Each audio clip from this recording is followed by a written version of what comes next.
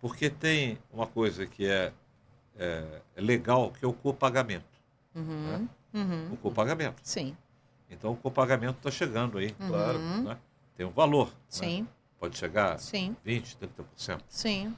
E, obviamente, se eu estou participando desse copagamento, eu vou fugir, né? Muitas das vezes, de consultas, vou fugir de fazer exames, Vai minimizar o custo. vou fazer menos procedimentos, né? E isso, obviamente, pode mais à frente, né, gerar problemas, como também o evento agudo pode levar o sujeito à falência. Sim. Né? Sim. Pode pegar você no momento econômico-financeiro, Sim. um procedimento, né, embora tenha como uma franquia, né? Sim. Existem regras, né, que são utilizadas para que isso não fique tão agressivo em relação ao olerite do sujeito. Mas, obviamente, aquilo pode impactar meses, né, na vida do sujeito. Então, a economia da saúde é muito interessante, sabe, Roberto? E a gente não tem ideia, né, como isso impacta, por exemplo, justamente as mulheres hoje no sistema de trabalho, né, e, obviamente, na saúde. As médicas residentes nos Estados Unidos, a medicina é muito longa a formação. Muitas das vezes 12, 13 anos. E, obviamente, quando elas terminam tudo e elas pensam ser mãe, elas já estão com 35, 36 anos. Onde a chance de precisar de fertilização in vitro é elevada. E lá isso custa 50, 100 mil dólares. A greve das residentes nos Estados Unidos, elas lutaram para que isso pudesse ser pago, né, durante a formação da residência. Olha que coisa interessante. Então, há uma série de pontos importantes que é a saúde das pessoas, né? A saúde do trabalhador.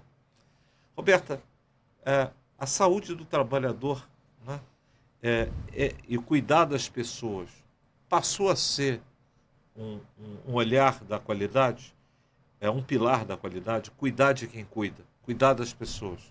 Como é que você vê isso? A terceira coisa é um outro pilar, que é a equidade, né? Todo mundo ser tratado dentro de uma organização de saúde de uma maneira igual, embora possa ter bombom da Copenhague no terceiro andar, uma televisão por LED, mas o cuidado tem que ser o mesmo. Sim. Né? Isso é uma questão no nosso meio ainda muito, muito, muito, muito pouco tangenciada. A gente não tem discutido isso. Como é que esses dois pontos, né, que é o quádruplo M, e como é que está essa coisa da equidade começando a ser discutida nas acreditações? A equidade é um pilar da qualidade, garantir que o tratamento e as condutas e os acessos à saúde sejam de forma igualitária a todos os pacientes ou a quem necessite. Então, isso é um pilar da qualidade e isso não é uma novidade. Isso acontece bem, principalmente nesses hospitais, e aí a gente pode fazer um comparativo entre esses hospitais que estão trabalhando público e privado, onde todo mundo recebe o mesmo tratamento, tem acesso à mesma máquina e utiliza a mesma medicação. Isso é fato, tá? Então, isso acontece, isso é real. Agora, quando você fala da saúde do trabalhador, isso é um movimento que está em voga agora. A saúde do trabalhador, ela não é vista da forma que deveria, em todos os aspectos. Hoje, a gente tem um movimento muito grande, principalmente um movimento mundial, que é a saúde mental do trabalhador. Isso tem sido olhado e se agravou durante a pandemia. Então, isso foi um impacto muito importante pelos desequilíbrios e situações de saúde mental dos colaboradores em que acabavam se afastando e deixando a instituição de maneira, ou até mesmo o paciente, com uma escassez um pouco maior de profissional, não só aqueles que estavam doentes, mas aqueles também que não souberam lidar efetivamente com a pandemia. Agora, hoje você entra numa instituição e você fala assim com a equipe de medicina do trabalho: mostra para mim o seu perfil epidemiológico dos pacientes Participação seus... desculpa, dos colaboradores com hipertensão e com diabetes. Quantos nós temos, em que grau estão... Um número absurdo. Né? Então, não existe uma totalidade de esse mapeamento. Exatamente. A gente tem uma cultura ruim de trabalhar de forma reativa, né? O que é a forma reativa e não proativa? A forma reativa é eu resolvo depois. Então, na hora que o colaborador chega na medicina do trabalho, porque fez 3, 4, 5 picos hipertensivos, e aí ele vai fazer os seus exames, e aí ele se descobre exatamente hipertenso, aí eu vou fazer alguma coisa para esse colaborador. Muito interessante. Entendeu? Porque essa semana, Roberto... Agora, desculpa só um negócio. Isso acontece com todos, não só com os trabalhadores da saúde, mas com os pacientes dos planos. Sim. Eu cansei de ver situações em que, para mim, leigo, né, Sim. era óbvio que as pessoas que estavam comigo com necessidades, né, que elas poderiam ter feito algumas coisas a mais naquele momento e que certamente evitariam problemas futuros. Sim. E os nossos planos de saúde não topavam então não aprovavam. A gente começa a ver, né, que a saúde cardiovascular, cardiometabólica, ela é influenciada pelas condições de trabalho. Também. O sono, por exemplo. Sim, privação do sono. Ou seja, a privação do sono, que os plantões acabam promovendo. Isso. Os residentes, essa semana eu estava conversando com eles, né? E aí uma observação 60 horas que é a carga horária do residente. Será que ela está na hora de ser discutida, já que um trabalhador, qualquer trabalhador, não deve ter mais de 40 horas? Será que alguns pontos importantes, né? Então a gente entra agora numa questão importante também, é que saber que longos tempos de deslocamento, 2 horas pegando o trem, pegando o ônibus de pé, né? Acordando às 4 para chegar às 7. E mais do que isso, Evandro, não é, infelizmente, a área da saúde, seja ela qual for, médico, fisioterapeuta, farmacêutico, enfermeiro, enfim, a equipe toda multidisciplinar, lamentavelmente, ela não trabalha em um local. Porque se você tivesse uma longa distância ou uma inversão de horário, mas que você trabalhasse naquele local, não, você faz uma movimentação exacerbada. E olha desculpa, só para complementar, olha como é que é interessante todo esse processo que a gente está falando de qualidade. Eu não tenho um mapeamento efetivo gerando dados para que eu possa tomar decisões estratégicas com os colaboradores pensando na doença. Sim. Dessa doença e desses colaboradores, eu tenho um número alto de licença ou então um turnover alto desses colaboradores, o que gera para dentro da instituição uma quantidade maior de evento ou de falhas processuais. Com essas falhas processuais, eu vou gerando mais erro, mais custos, mais eventos, e aí essa cadeia não vai parando. É muito interessante, né, que nós tangenciamos aqui vários problemas contemporâneos que precisam ser, de alguma maneira, endereçados para transformar o ambiente da saúde e, obviamente, a saúde possa ser de menor impacto. Então, hoje, o trabalhador brasileiro tem o quê? Longas jornadas até o seu local de trabalho. Ambientes, muitas das vezes, com insegurança, e aí, insegurança pública. E psicológica também. Pouco conhecimento sobre os hábitos saudáveis. Como se manter saudável, como se manter ativo. Pouco incentivo, né? Se eu me cuido em relação ao outro que está no meu plano de saúde e não se cuida e tem hábitos deletérios, vai encarecer aquele grupo de pessoas seguradas. O setor público, que obviamente acaba, né, recebendo legiões de idosos que vão se aposentando e não conseguindo pagar o seu plano de saúde depois. E obviamente tiveram uma jornada de hábitos e não tiveram o envelhecimento saudável. E obviamente, é claro que... Então isso são coisas que vão ser rapidamente ter que ser interessadas no Brasil, porque o André chamou a atenção que o bônus demográfico está passando. Sim. A gente precisa mais dinheiro novo chegando na saúde. Sim. Não é? Embora os orçamentos da saúde pública e privada não tenham crescido na razão direta das demandas do alto custo, sim, que envolve o câncer, novos tratamentos e novas tecnologias. Perfeito. André. Antes do André, eu queria só dar uma complementada no que a Roberta falou, que eu gostei muito, que é o churn do profissional da saúde.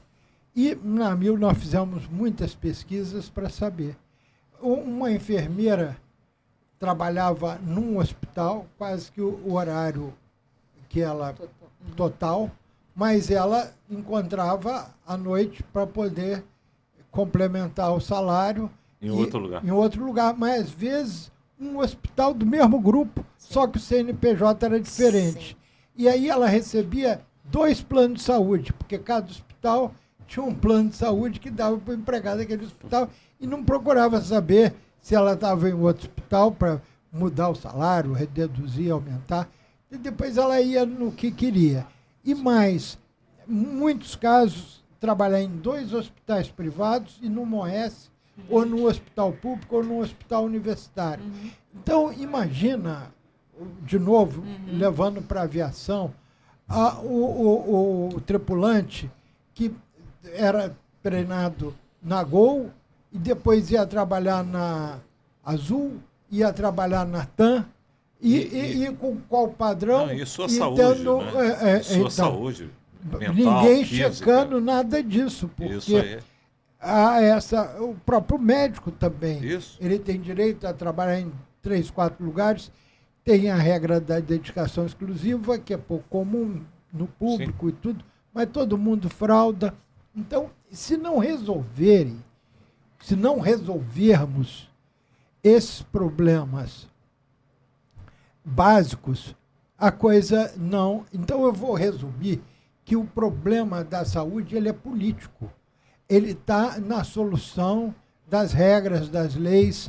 E, agora, existem 160 projetos de lei nesse momento para mudar a matriz da saúde no Brasil e ficam criticando o ministro da Saúde, a dengue, ou seja... fazer só um então, eu estou levantando a bola porque os problemas, às vezes, a gente acha que está no financiamento, está no pagamento, mas não, ele está na política da saúde. Perfeito. Que isso precisa ser resolvido. Não adianta só aumentar o piso da enfermagem. Tem que resolver o problema da enfermagem. Perfeito. Paulo, você trouxe aqui vários pontos aqui importantes. A gente está se aproximando do final e eu vou precisar que vocês, cada um de vocês, falem 5 minutos e possam condensar, né, a visão que vocês possam ter de, André, tecnologia dentro da construção da economia da saúde, no combate ao desperdício, da possibilidade de tornar o setor mais eficiente e, obviamente, oferecer melhor resultado. O que você diria? Perfeito. Eu queria fazer um paralelo muito rápido no que o Paulo estava dizendo e que ela também comentou, né? Porque, assim, a Roberta falou isso. Sabe o que está acontecendo? Nós fizemos um projeto na FGV, que eu estudei lá e sou da casa, vamos dizer assim, muito bacana para 510 mil professores do ensino médio do Brasil. São 510 mil. Mais ou menos 6 milhões de alunos. Então, isso tem um impacto político enorme, porque você está impactando 6 milhões de alunos, e os pais desses alunos e todos os votos que daí decorrem. Então, impacto político é na veia. E nós estávamos discutindo exatamente o que a gente ia ajudar os professores a melhorar, né? E nós fizemos uma pesquisa muito ampla e a gente decidiu que não ia discutir com eles português, matemática, física, nada disso. Sim. A gente ia discutir letramento digital. Porque o professor não sabia usar um PowerPoint. Esse seria o básico. Mas tem muitas outras coisas super interessantes para eles usarem.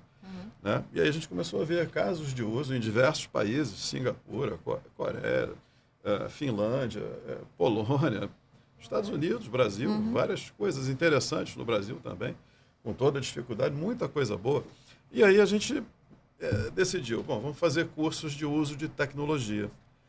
Mas sabe uma das coisas que era um impedimento grande para o negócio? O professor, para sobreviver, ele dá aula em 2 ou 3 lugares. Começa aí. O médico trabalha em 3 lugares. O consultório e 2 hospitais, e plantões, etc. É a mesma coisa. Sim. O tempo de deslocamento entre os locais de trabalho, com o trânsito e onde ele mora, ou ele mora em área de risco próximo do local de trabalho, o que também é bem complicado, Sim. ou ele mora distante, 2 horas, 3 horas para chegar.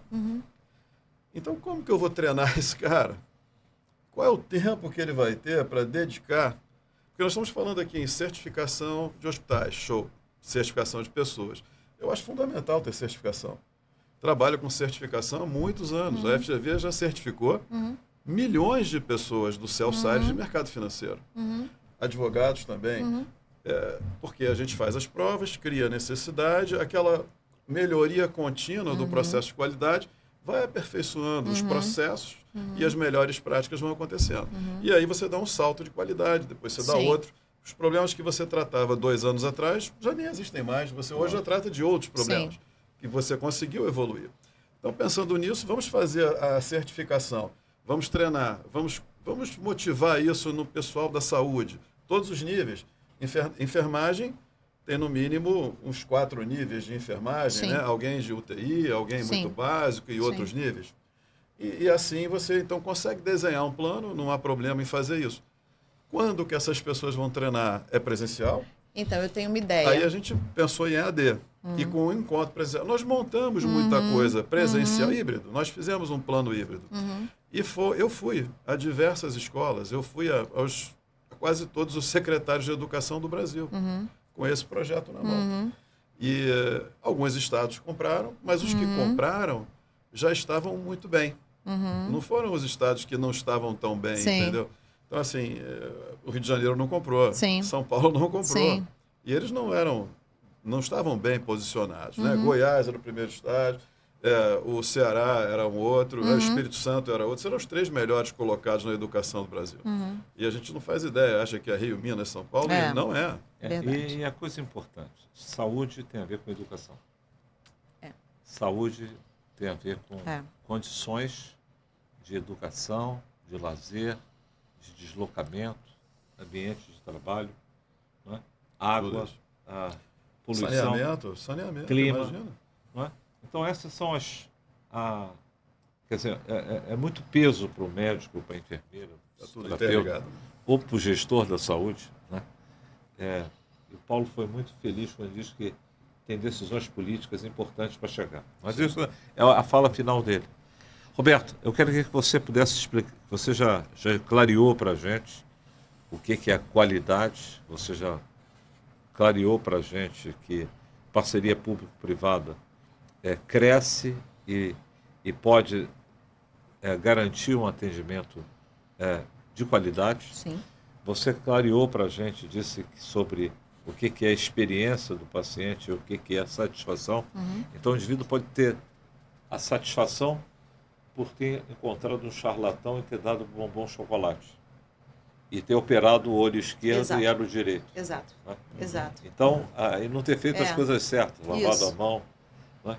E, obviamente, o indivíduo que não é da saúde, para ele entender, ele tem que, obviamente, importar isso, receber isso, né, daquilo que é na ANS, a Agência Nacional de Saúde, olhar os dados do QualiSUS. Né? O QualiSUS é um movimento que já começa a diferenciar hospitais do Brasil, né?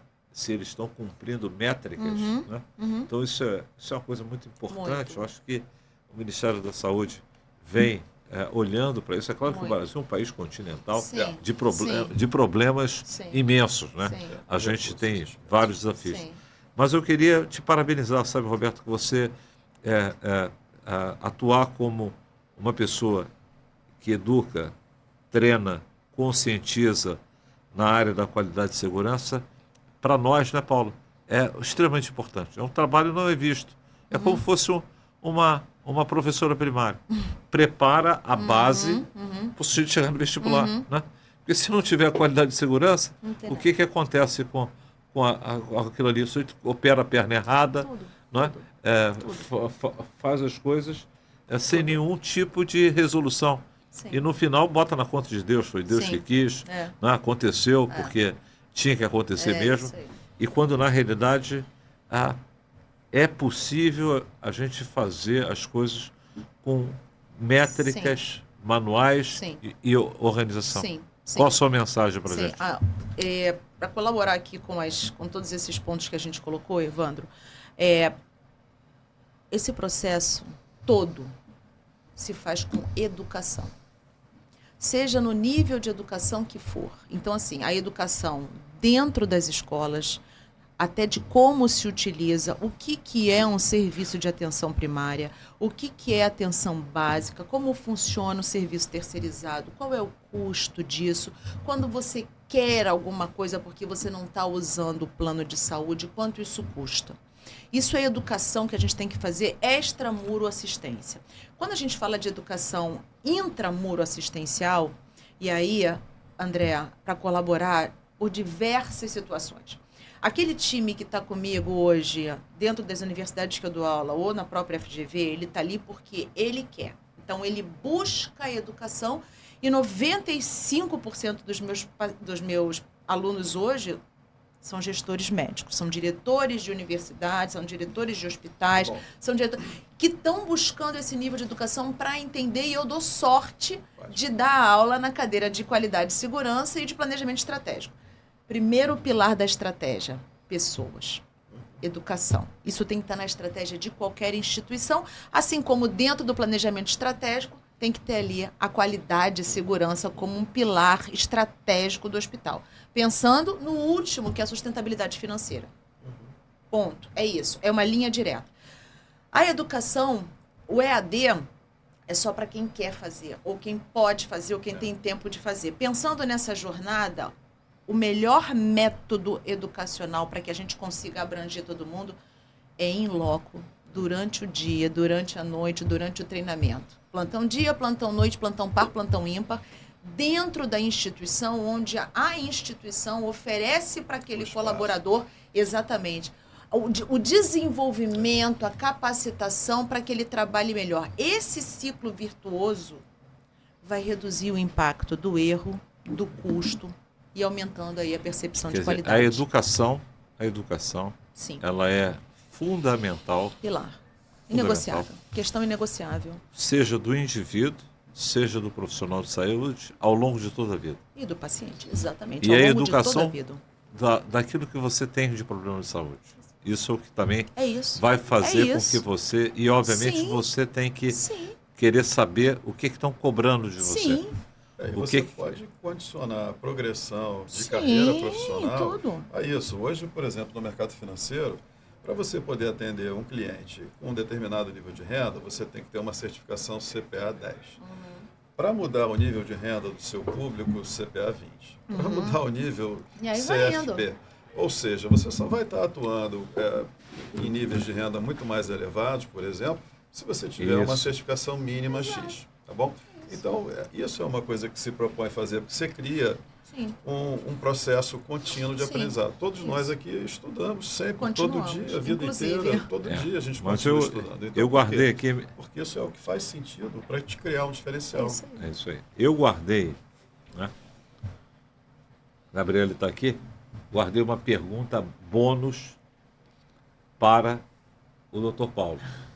Paulo lidou com líderes, É isso né? aí. Isso Lidou aí. com Edson Bueno, Isso aí. conheceu os principais líderes na área administrativa, Exatamente. conheceu Peter Drucker, né? Conheceu os maiores líderes que a saúde e a administração seguramente, né, Se espelha. até hoje se espelham. A liderança, Paulo, na saúde, né, para você fazer organizações sustentáveis e fazerem organizações que possam enfrentar os grandes e desafiadores problemas da saúde brasileira. Qual o papel delas?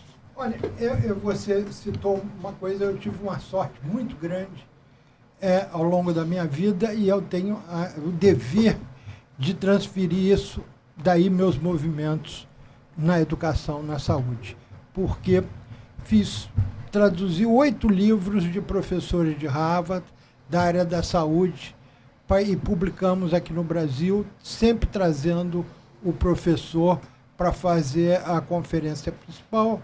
Por exemplo, o Tom Peters, o próprio Peter Drucker, enfim, o Michael Porter e todos esses. Mas fizemos essa tradução. Eu acho que você tem alguns desses livros, porque nós doamos. Do Michael Porter, nós distribuímos 500 livros para os líderes aqui no Brasil. Mas depois não teve a segunda edição, porque não houve interesse. E a própria editora que fez esses livros disse, não, Paulo, eu não vou editar mais. E as pessoas não tiveram interesse em estudar, em ler, nada disso. Bom, em relação à liderança, eu fiz 2 cursos extraordinários. Um com Peter Drucker, na casa dele, ele já velhinho, nós éramos 9 pessoas, tinha uma aula na sala dele, o hotel era do lado, onde ele dava lições de liderança para gerentes. Não era saúde, não era nada. Mas a primeira coisa que ele ensinava é que nós temos 5 dedos, cada um deles tem uma função. E a coisa mais drástica na liderança é você querer que as pessoas sejam iguais. E numa orquestra tem o maestro que muitas vezes não é um bom violinista nem pianista, mas ele articula bem. Então, você tem que escolher as pessoas certas para as posições certas. A primeira coisa que você tem para formar é um grupo em que se integre, que um não compita com o outro e um não tira passa a perna no outro e cria um problema de conflito interno entre as pessoas. A segunda é a coragem de delegar. Porque se você não tiver coragem de delegar, você centraliza tudo. A gente vê isso. Sim. Políticos que não têm sucessores. Sim. E muitos diretores Sim. que não têm sucessores. Então você tem que ter coragem de delegar. Delegar com responsabilidade e observando e treinando a pessoa. Então, e a outra, que é dessa formação desde o primeiro momento do sucessor. Ele tem que saber que quando você morrer, sair, trocar de emprego, você vai ser sucedido por uma determinada pessoa que você está preparando, para evitar também a competição interna. Então, liderança é uma coisa que não é inata, você adquire, você pode se treinar a ser líder. Você pode ser preparado para ser líder. Não é uma coisa, ele não tem talento para ser líder. Tem gente que, não, todo mundo pode ser líder. E esse líder, por exemplo, você olha para o céu, aquelas aves, que quando uma cansa, a outra assume a liderança e a outra vem atrás e por aí afora. Então, só comentando sobre isso, um filme extraordinário sobre isso, que é a Sociedade das Neves, que é a história do avião que caiu lá nos Andes e as pessoas que sobreviveram. Sim. Eles chegaram a ter, dos 70 dias lá, 6 líderes, porque o líder morria lá com aquela fome, com a neve, e o outro assumia.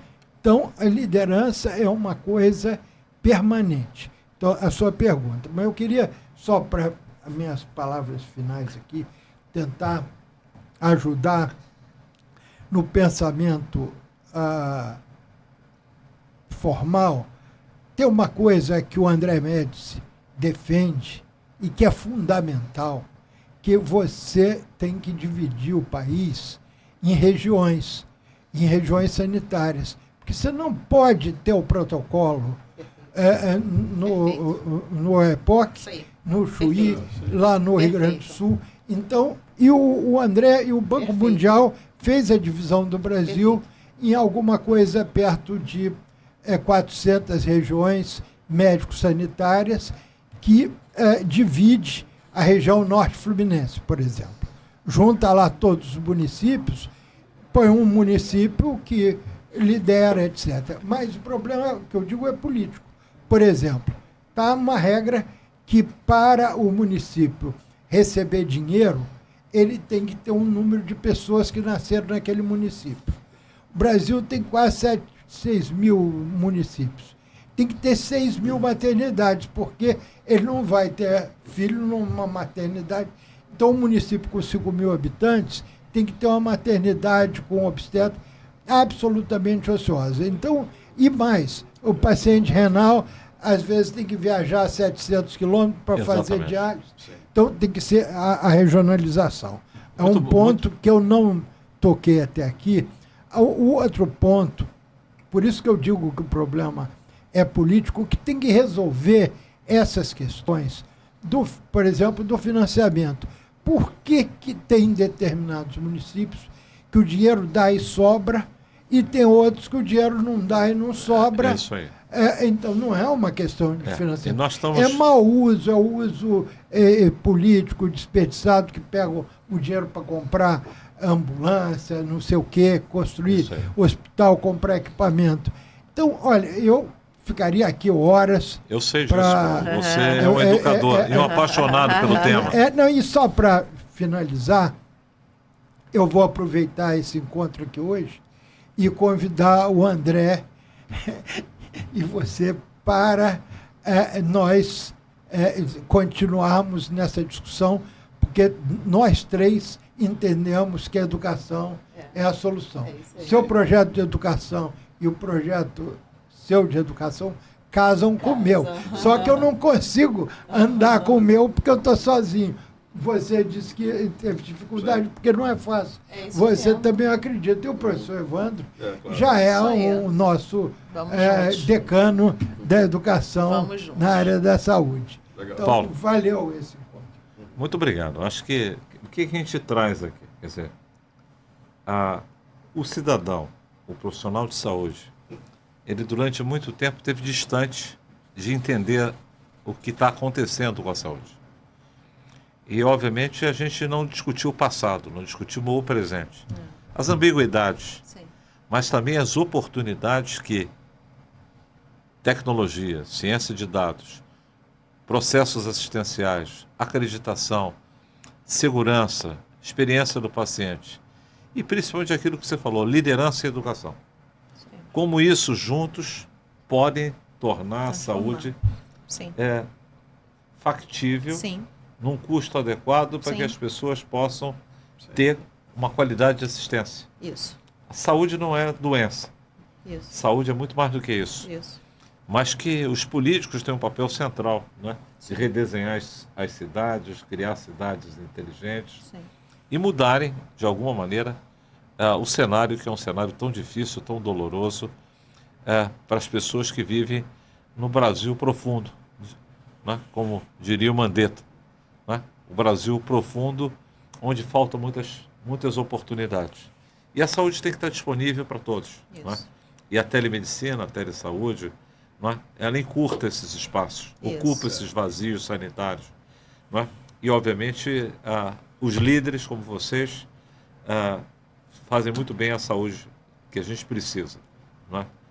Até a próxima e obrigado a vocês. Só tem um ponto que eu me esqueci, mas é que ele é chave para tudo isso, que é quem paga pela saúde.